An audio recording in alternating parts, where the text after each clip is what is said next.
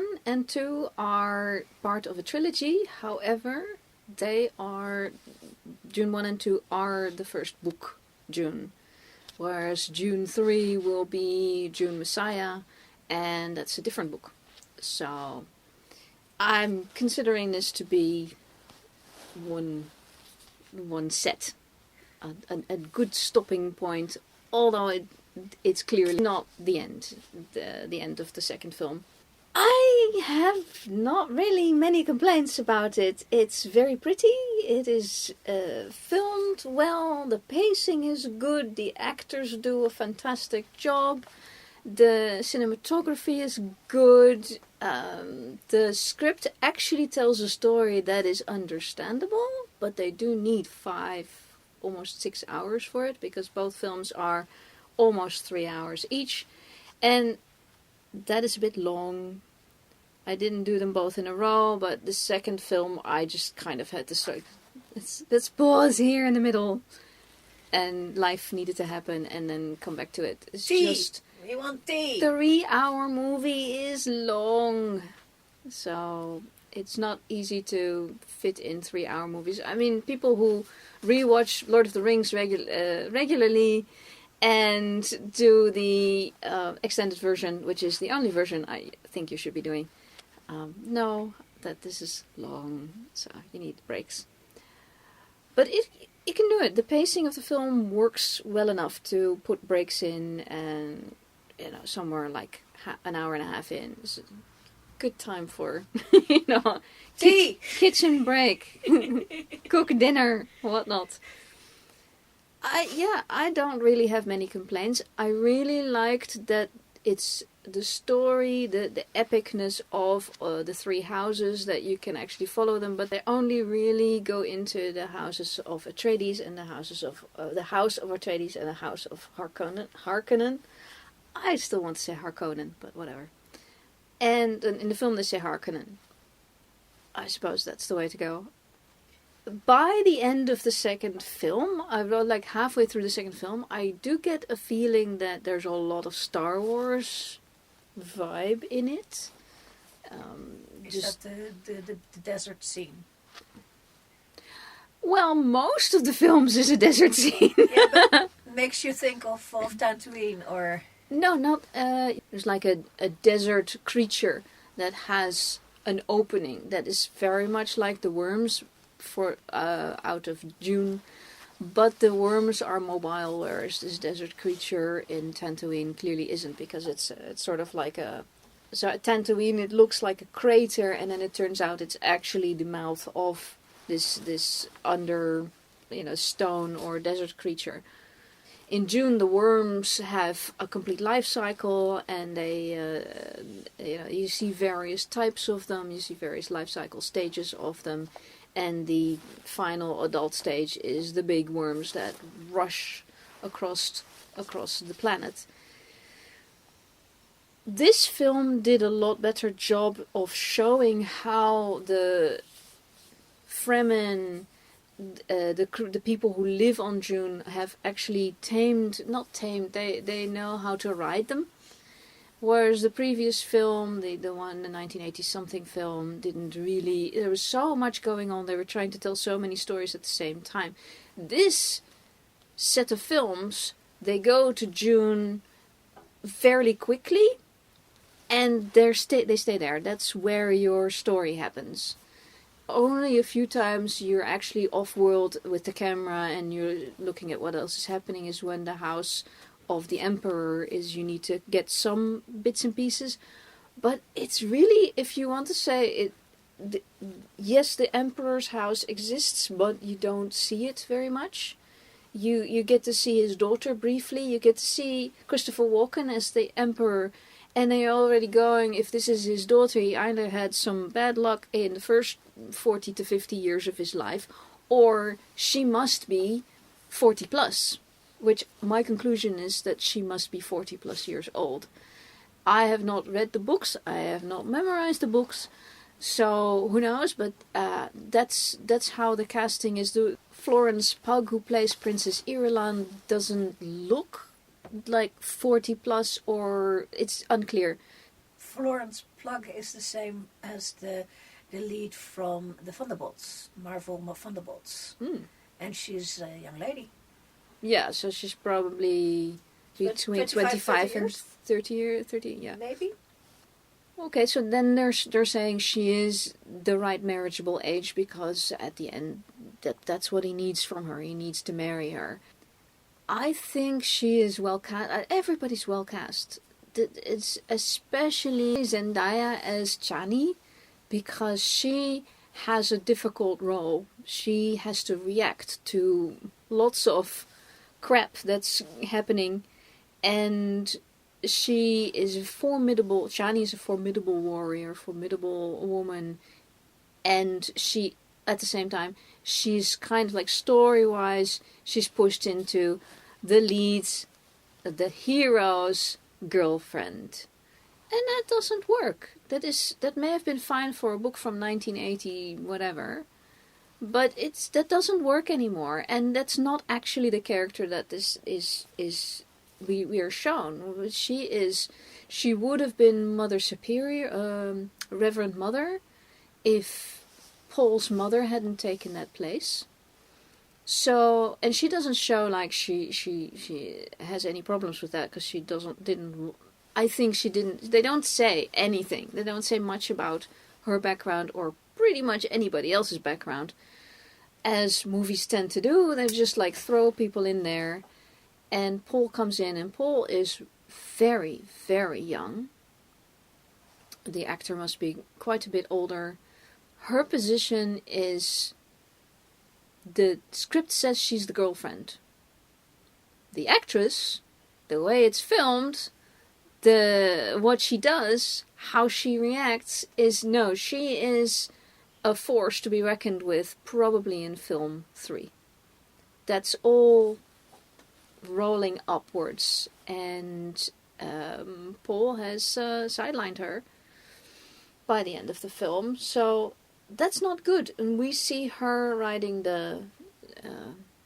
we know that she can also ride the worms. Every one of the Fremen, there's so many words and names, but every single warrior of the Fremen can ride the worms because that's your rite of passage. So I feel that the way they introduced all of the parts to us was good, because we need that information for the next part and the next part, and to actually conclude like, okay, so now he's made an enemy of her, which I get the sense that the script and the books weren't really intending that, but I think Denis Villeneuve thought like, yes, she is going to be a formidable enemy for the next one. If I'm wrong, we'll talk again in 2026. We'll find out what happens. But that actress, fantastic. I looked her up, and she is on Vogue or one of these lists of the 100 most influential people in the world, and I'm like, oh! She was also in Spider-Man. She was the Spider-Man's girl. Yeah. Absolutely. Yeah, so, and apparently she's got a lot going on, so he didn't cast her for nothing. He cast her to deliver what she does. And I think she doesn't get enough screen time. Certainly first film she doesn't get any screen time apart from Paul's dreams about her. And so I'm skipping over Paul. Why am I skipping over Paul? Well, Timothée Chalamet is fantastic, not a problem. He is the same character as Luke Skywalker. He's the same character as Harry Potter. They're all the Chosen One, and it's like, I'm so done with the Chosen One. He does it really well, so I enjoyed looking at him doing it. But the concept... Other wonderful actors, of course, Jason Momoa as Duncan. I mean, they make a lot of that in the first film, and they should. I was like, I couldn't believe that. Well, of course I can believe they have him, because why not? It's Warner Bros., so why wouldn't they get him? But that's excellent casting. It all works. There's a whole bunch of these fantastic actors that they put in there. everybody does a fantastic job. What more is there to say? End of review. You know? So, having the story actually be understandable. They give you a minimal amount of information, but it's enough. And I like that. They've gotten really good at this now. Villeneuve, who is a Canadian director, brings his A game, of course, because if they knew it was a trilogy, they didn't know it was a trilogy. They thought they were going to do 1, possibly 2, and now they're doing 3. So it's absolute success. Everybody loves it. The reviews I've looked at is like they're saying this is the closest to the book that anybody's ever gotten. And since I haven't read the book, that doesn't bother me terribly much. But having a story that is of this epic proportions, where you have all these factions, a la Game of Thrones and all of that stuff, where you can still follow your main characters, a la the Lord of the Rings, weaving in and then so it's.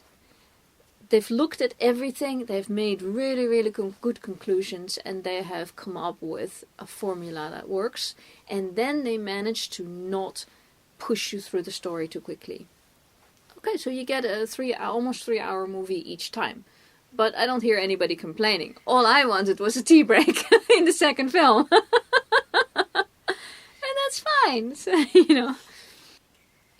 I know that your significant other is a big fan of the Dune books. Did they say something about the story? So my husband loves Dune. We watched the old film together way back when. I had already seen it even way back when. And so even the second time we watched it with the complete intro, which is like a 10-minute...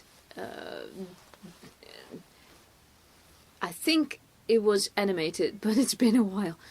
But it was a 10-minute intro thing that is part of the actual film. And with that, I didn't feel that was excessive. He's like, you probably don't want to see that because it's boring. I'm going, no, I actually need it. Like, I need to understand these worlds. I need to understand what's going on. And they really tried their best to make a good movie and to bring everything they could in... Was it 1984, 5, 6? It was hard. And they did well, but they tried to do everything. This film sticks very closely with Paul Atreides. And we're taking... Most of what we see is literally what he sees. We only have scenes... Well, I don't know only. But most of the time we have scenes that aren't him as a focal point... In the Harkonnen house with the Baron and Fade Ralpha, which it takes a really long time to find out what their thing is. And even then, I never realized that it was his nephew. That I read at the Wikipedia page. I thought it was his son. But even so... Family. Yes. So you know that he is the heir. And he's being groomed as an heir in... the way only the Harkonnen can do, apparently. Not something you want to be anywhere close to. The whole thing reminded me very much of the Luthers. Or the Game of Thrones. Yes. Oh my god. All these people have read each other's books, they have seen each other's movies, of course, and you're influenced. But I still think that these stories stand on their own. They're just in that genre, where it's the epic science fiction, or in the case of Game of Thrones, fantasy, political dramas. For Star Wars, that's why I feel this is closer to Star Wars, because in Star Wars you also have, in the end, you know, you're looking at the chosen one who has inherited all the power, all the force, and Paul has inherited everything. And as time goes on, he realizes how much he has inherited, and that he is literally the focal point of all power for right now. And if he was maybe 16 when the thing started, of course the actor isn't, the 2 films, I was keeping track, it's only about 8 months, 9 months. We don't know exactly how much. Not much more than that. His dad gets killed really quickly. Oh, I did love, very specifically, the good dad vibe here. There's like a proper dad thing. It's like a healthy son-dad relationship in an American science fiction film. When has this happened? I've never seen this before. Possibly it exists. And we'll never see it again. Maybe Clark Kent and Jonathan Kent. And then he but dies. It's adopted, and then he dies. They always die. You Yeah. know, you have to get rid of the parents. But in this case, of course, Paul's mother doesn't die. And to complicate things further, is Paul's mother is pregnant. So now we have Paul, who is 16, 17, at the most 18. And, well, later on he's in bed with the girl, so I suppose he's 18 plus. And his mother is pregnant, so by the time she has a baby, he's 19. And then so the baby is going to be a generation younger, and he's going to be marrying Ilana. And she will, of course, have babies really quickly. Next year. Because that's what the point is. So his babies... and there's in the generations above him, there's similar stuff going on. It's his younger brother will be the uncle to his child, and they will maybe be a year in between. It's a sister, and there's plot points why it's a sister. Okay. But yes, and will be only 1 year older than whatever kids he's having, which I assume he's gonna have multiples because we're gonna have to have. Aaron is there. Yeah, we're gonna have to have a male and a female. So there's a lot of females in this film, and a lot of them have massive power, as I understand it. That this was the same in the books. The Bene Gesserit have an F-ton of power. In fact, they probably rule the universe, and they're all women. So the plot twist is that when he becomes the Kwisatz Haderach, yes, it's a hard word, then he's going to be the male of that female line, and the thing, and the power, and the what. Oh my god. Yeah, but it's just a more juiced up version of Luke Skywalker. It's the same concept. So you have a society in which the women are the most spiffiest and wonderful. No. And or incorrect. the most powerful and the most powerful. And then our hero is, of course, the one male who is going to be in that same line. Not only really that, weird. Because he's a male, he's going to be endlessly powerful. Oh yeah, so of course he's going to be over. Yeah, so this is again like Superman. This is a Christian concept. The whole storytelling is full of Catholic Church allegory. They also try to do the Bedouin people of the Fremen, and they throw a lot of like Arabic concept, visual sounds and things like that over that. Yeah, I mean, you're living in the desert, it's fairly easy to go there, but they didn't have to. So that, I think, right now, 2025, is a little bit passé. It's a little bit like cultural appropriation kind of thing. If I understand that the book would have done that, because nobody would have, no editor at the publishers would have told Frank Herbert not to do that, because they wouldn't have felt... In the 70s, no. No.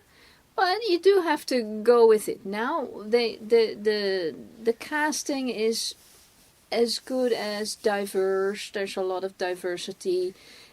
Of course, Paul and his mother are always going to be white. We don't even question this anymore. And when they go something like we make Snow White black, we make the Mermaid black, then there's all this hubbub. It's like, okay, well, Snow White could have been black with white hair. And The Little Mermaid, that was actually a really good film, and that was a really, really good actress. And it doesn't matter what she looks like. No, she's a mermaid. Who knows what you look like? What the natural skin tone would be of a mermaid? Nobody knows. So I don't feel that that's necessary, but of course you got Timothée Chalamet. Nobody's gonna complain about anything. But yeah, I think that could have been taken into account. They make Chani. She is something. She's not white. And we've got some other really good characters. We do need a big franchise of this type that has straight up a black lead. Yeah. Of either gender. Yeah. Yeah, and it's great that we have Black Panther and we have a film franchise. Well, we got 2 films. Hopefully they make more. But why only one out of all of those? This is not necessary. And I would love to see an independent, not associated with like a Marvel Studios set of movies that just happen to have a black lead for no other reason that they just happen to have a black lead. Yeah. Or Asian or any other. Anything not white. There was no reason for the Atreides family to be white. Do I want to replace all white characters with something else? Not necessarily. But loads of them would be good. And that's apart from whether or not the actors are good, because they're all great. All the special effects look so convincing. I mean, I'm sure computer technology was used in abundance, but everything concerning the sand, the dunes, the worms, it was, you believe everything you see. And there's beautiful visuals. It's super pretty. They may have dialed down green in the basically everything set in the planet Dune. I think so, because there's a slight unnaturalness about it, but that would be correct, because you would have a different, if you don't have a water planet like ours, which is a blue planet, which the sky is there for whatever it is, what would a planet sky look like, and what would the light be if there wasn't that much water in the air? Because there's effectively no water. I don't think people could actually live there. Yeah, I was thinking that. Yes. So that's the thing, that they have the water reabsorption thing for when they're outside, so that they're out breath. But then they'd have to actually remember to keep their mouth closed and breathe out through their nose. So there's a whole lot of stuff. But they say you can't actually survive in the desert, and that's in that desert, in the Dune desert. Totally legit. And the fact that they are surviving and that they are living there, that takes everybody by surprise all the time. The other thing that this storytelling really has, which they're not really stating it clearly, but it is the mining a planet to the end. It's just like, doesn't matter who needs to die, doesn't matter how you deplete the planet. Planet doesn't seem depleted very quickly, though. Is a lot of spice there, but the extraction method, they don't care, and using the people there as workforce. It's very much colonization and exploitation. Yes, exploitation, and that could be, hopefully in the third movie they could like expand a little bit on that, because the zeitgeist at the moment is to recognize these things and say that how evil that is. I'm going to say that when Herbert wrote this book in the 70s, the zeitgeist already was, for the progressive people, was in that. So I assume that it's going to be in the story. Yeah. I think Villeneuve is probably smart enough to put these things in, and he's taking enough time to make each film to realize that they did make the first one and waited for the reaction, etc. So they are taking things into account. I was worried a little bit that if they keep waiting so long for each film, that your main actors are going to grow older. But from the blurbs I've read, is that the Dune Massiah book actually is set a significant time later, So at that point, I'm going to expect that these children are going to be... So I'm going to expect maybe a 20-year gap, because then the children become interesting. Otherwise, you don't have an epic. If you don't have a next generation. And a next generation, a next generation. Yeah, so... And it's also about power corrupts, absolute power corrupts absolutely, and the restraint that Paul was holding is like he didn't want to take the power. He knew people were going to die. He knew masses of people were going to die if they started believing him as a Messiah figure. And that, and of course at some point he takes up the mantle because all the storylines conspire to go in that direction. And then he says, he says to Chani, do you want me to do that? I didn't say it literally like that. And she says, yes, you need to do that. And then he's kind of like, you won't like me when I do it. And I feel that she didn't take that seriously enough, because he'd been holding off, or he'd been telling everybody he has these visions. He can see that the future will bring millions, if not billions, of dead people if he takes this up. So it's like your long-term vision being thrown aside for short-term gains. This is like the standard human failing. And but if the prophecy says that this is going to happen. Yes, but the prophecies, they are very clear. The prophecies are made up. But his visions, he can those are not. Yeah, he can only assume that they are at least a future. If he does this, then that will happen. Of course, it's also a matter of interpretation, because he has visions of this woman and he thinks it's Chani. But there was a point where I was going, well, he's going to get a sister. Maybe it's his sister. Because the sister with all the spice in it. Oh, we haven't even talked about his mother. But yeah, there's so much going on. I do like that there's not really a gender issue here. Apart from, of course, the young male is going to be the chosen one. And so much more powerful than anybody else. Blah. Barf. But aside of that main concept is this is interesting enough. This can be done now. This is a storytelling of our times. If they also start recognizing that it's actually an allegory on colonialism and all of these things, and certainly if you talk about like anywhere from 1400 to 1700 or 1800 even in our world.